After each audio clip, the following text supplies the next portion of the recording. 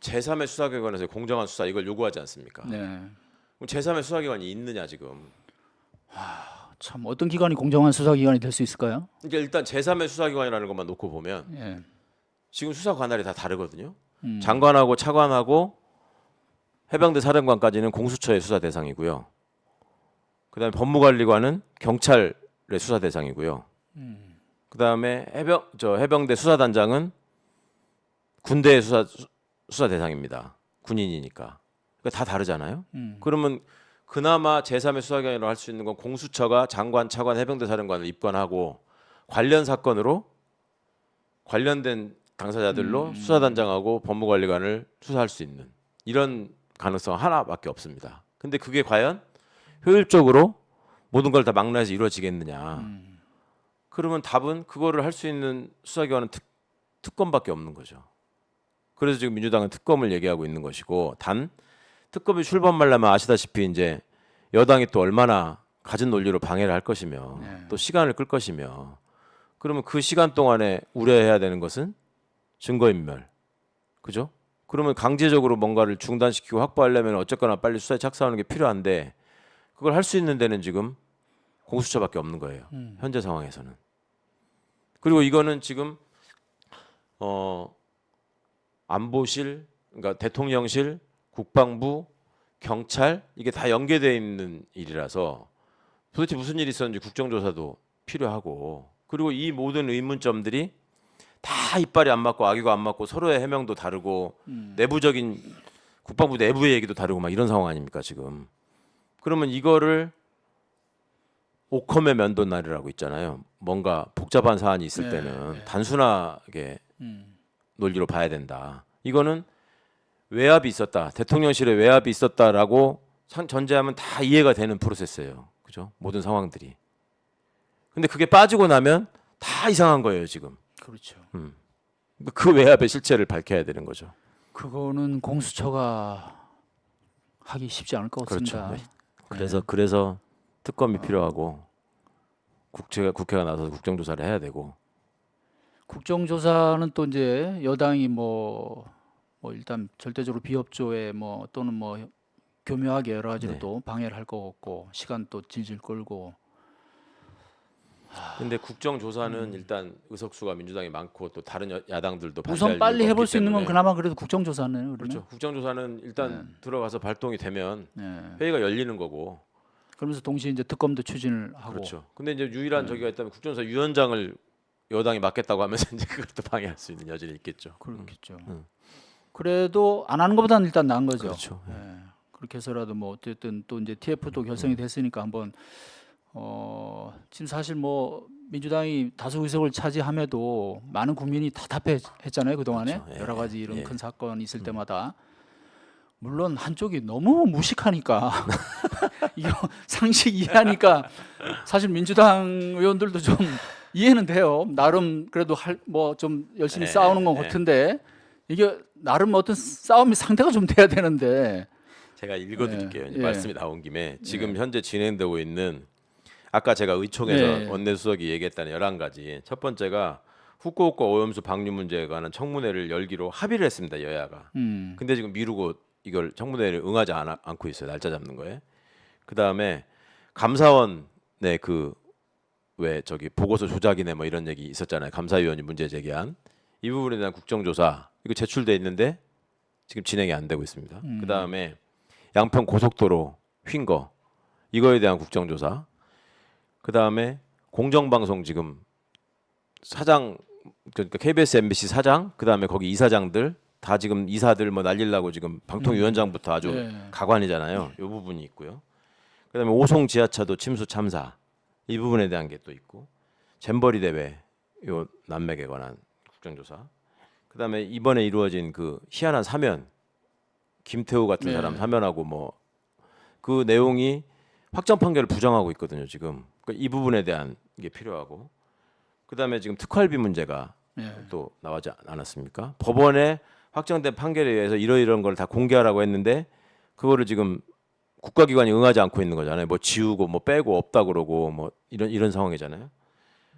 그다음에 이 수사 준칙을 또 새롭게 개정해가지고 그 입법을 다 무위로 돌리겠다 법 개정을 이게 지금 또 진행되고 있고 그 다음에 저기 LH 철근 누락 사건 이것도 좀 굉장히 큰 사건이잖아요. 거기다가 이 해병대 사망 사건 수사 외압 문제 지금 10개가 넘어갔죠? 11개라니까요. 이거를 하나하나 정말 매우 중요한. 그래서 의총장에서도 사건인데. 탄식이 나오는 게 이 사람들은 무슨 문제가 생기면 이거를 책임을 지고 해결하려고 하는 게 아니라 더 다른 일을 자꾸 벌려가지고 지금 딱 그런 형국이잖아요. 국민 여러분들도 제가 지금 읽어주니까 들으시면서 아 그렇지 그렇지 하시겠지만 예. 이게 하나하나가 지금 다 맞아요. 저도 지금 듣고 보니까 하나하나가 새롭게 다가오고 정말 지금 말씀하신 것처럼 뭐 의도한 건지 그렇지 않은 건지 또 다른 걸로 계속 뭐 덮고 밀어내고 뭐 이런 식이 아닌가. 그래서 국민들도 이게 뭐 헷갈리고 도대체 이제 앞에 거는 이제 잊어버리게 되잖아요. 시간이 지나면. 그리고 저는 이 해병대 사건의 특징을 하나 발견했는데 이게 뭐냐면 그동안에 벌어진 큰 사건에 대해서는 다 현장 실무자만 형사처벌을 하는 걸로 넘어가고 있는 게 지금 이 정부의 관행이에요. 그죠? 제일 상급에 있으면서 지휘 책임이나 정무적 책임을 져야 될 사람들은 다 책임 없다 빠져나가고 있잖아요. 근데 유일하게 이게 최고 지휘관이었던 사단장까지 형사 책임을 물어야 한다라고 조사한 유일한 사례야. 그러니까 그걸 빼라고 했다는 지금 의혹이 나오고 있는 것이 어찌 보면 이 정부의 방침하고 보면 일관성은 있는 거예요. 그러니까 그래 의심을 할 수밖에 없는 거지 이게. 그 나름 일관성이 일관성은 있어요. 참 불필요한 일관성.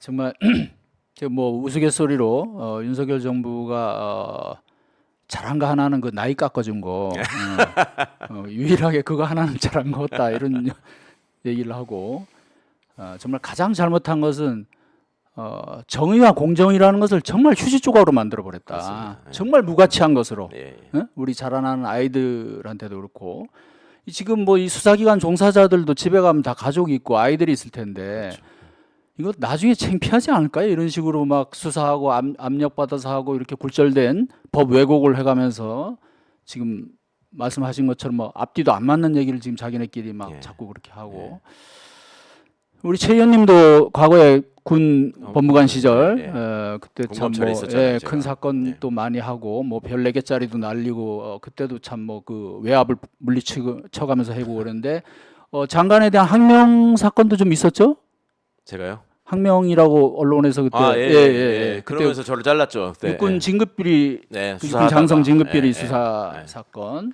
그래서 그때도 프로세스가 비슷했죠. 항명 사건에 대해서 나름 일가견이 있으신데, 그렇죠? 그렇죠. 우리 어찌 보면 제가 제일 전문가예요.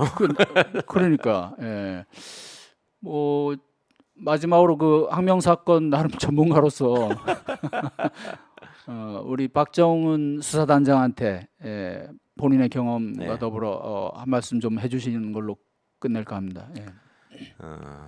힘내고 절대 지치지 말고 헛기지 말라는 말을 해드리고 싶습니다. 그리고 우리 박정훈 대령 수사단장이 보여준 그 당당하고 꼿꼿한 태도 때문에 국민들이 더더욱 신뢰를 보내고 있고 이 사건의 의혹이 많다라는 점들을 다 수긍하고 계시는 것 같고 그리고 이 문제가 이렇게 심각하다 보니까 어찌 보면 관련된 국가기관에 총동원돼서 지금 앞뒤가 안 맞는 거짓말을 하고 있는 상황이 이루어지고 있는 것 같습니다. 그러니까 세상이 아무리 험난하고 그래도 반드시 정의와 진실이 이긴다라는 것을 꼭 믿으시고 그리고 뭐 미약하지만 제가 또 그 앞에서 길을 걸어보고 지금 멀쩡하게 살아있기 때문에 저를 보시고라도 죽지는 않는다라는 걸 좀 믿음을 가지셨으면 좋겠고 그다음에 이런 장난질에 대해서 제발 지금 어떤 그 권력이 유포하는 프레임 이런 거에 좀 언론이 놀아나지 않았으면 좋겠습니다.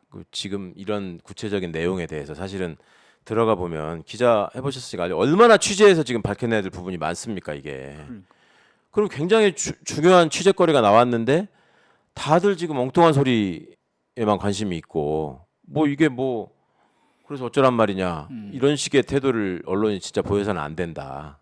이 문제야말로 명명백백하게 밝혀져서 다시는 이렇게 우리 아들들이 우리 자녀들이 군에 가가지고 이렇게 억울하게 희생되는 이런 일들이 없어야 되겠다. 그리고 저는 개인적으로 정말 더 속상하고 가슴 아픈 것이 이런 일이 없게 하자고 제가 그동안에 일관되게 군사법원 폐지, 군 수사기관 독립성이 확보되지 않는다면 폐지해야 된다 이 주장을 해오지 않았습니까? 근데 그나마 중간에 일종의 타협적인 결과물로 이 조항이 들어갔단 말이에요. 사망사고나 이런 거에 대해서는 군에서 하지 마라. 근데 그렇게 법이 개정됐는데도 불구하고 이거를 은폐하고 축소하는 과거의 프로세스를 그냥 막 적나라하게 보여주는 꼴이 되고 있잖아요. 어찌 보면. 그러니까 이게 이런 일들을 법 개정을 무시하는 태도를 과거 군사 독재 정권의 양풀이었던 국방부와 법무부가 지금 앞장서서 하고 있다. 이게 얼마나 시대착오적이고 역사를 퇴행시키고 있는 일인가. 이거에 대해서 국민 여러분께서도 좀 꼭 깊은 관심을 가져주셨으면 좋겠습니다. 예, 지금 언론 얘기를 잠깐 하셨습니다만은 역시 결국 또 문제를 따지고 들다 보면 언론이 정말 중요하다 예. 이런 결론에 이르게 되고요. 우리 박정원 수사단장님, 우리 학명의 선배인 최강욱 의원님 오늘 또 덕담도 있고 격려 말씀도 있고 해서 잘 헤쳐나가길 바라고요. 아마 국민적인 성원이 있어서 그럼요. 진실이 밝혀지고 명예회복이 될 거라고 믿습니다. 그리고 아울러 고 최수근 상병 그 사망 사건의 진상도 조속히 제대로 철저하게 밝혀지기를 바라겠습니다. 정말 고인의 명복을 빌고 예. 유족들께 깊은 위로를 전합니다. 예. 네. 자, 오늘 최 의원님 바쁜데 이렇게 나와 주셔가지고 좋은 말씀 감사드립니다. 예, 감사합니다. 네, 오늘 마치겠습니다.